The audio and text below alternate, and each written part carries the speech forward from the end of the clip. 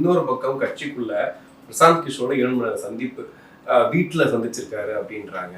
எதுக்காக சந்திச்சாலும் நேர்ல பரபரப்பா பேசிட்டு இருக்கும்போது இல்லைங்க எவ்வளவு ஓட்டு விழுகும் அப்படின்னு சொல்லி பார்த்துருக்காங்க. அது 1% அவர் சொல்றாரு. இதெல்லாம் எப்படி சார் எடுத்துக்கிறது? இல்ல ஆக்சுவலி பிரசாந்த் கிஷோரை விஜய் கொண்டு வந்ததே எனக்கு ஒரு பெரிய ஆச்சரியத்தையும் அதிர்ச்சியையும் கொடுத்தது. என்ன காரணம் அப்படின்னா, ஏற்கனவே பிரசாந்த் கிஷோரோடு ஒரு சந்திப்பு நடத்தி அவர் ஒரு பில்லை சொல்லி ஒரு டேரிஃப் நான் ஒர்க் பண்ணணும்னா இவ்வளவுன்னு சொல்லி அப்புறம் அவரோடு நடந்த அந்த பேச்சுவார்த்தையில திருப்தி இல்லாம அதுக்கப்புறம் சுனில் அப்படிங்கிற ஒரு ஸ்ட்ராட்டஜிஸ்டோட மீட்டிங் ஏற்பாடு பண்ணி அதிலும் திருப்தி வராம கடைசியா தான் ஜான ஆரோக்கியசாமியை கமிட் பண்ணி அவர் தான் இவருக்கு இவ்வளவு நாளா ஒர்க் பண்ணிட்டு இருந்தார். இப்ப இவர் நடத்துகிற எல்லா விஷயங்களுக்கு பின்னால ஜான ஆரோக்கியசாமி தான் இருக்காரு. இந்த நேரத்தில் மீண்டும் பிரசாந்த் கிஷோர் சீன்ல வந்தது பார்த்தீங்கன்னா நமக்கு உண்மையிலேயே ஒரு பெரிய ஆச்சரியமா இருக்கு. ஸோ இதனுடைய பின்னணியில் இருப்பது ஆதவ் அர்ஜுனா, அது எல்லாருக்குமே தெரியும். ஏன்னா அவரே ஏற்கனவே பிகேவுடைய டீம்ல ஒர்க் பண்ணவர் தான். அதனால இப்ப இவருடைய விருப்பத்தின்படி அல்லது இவருடைய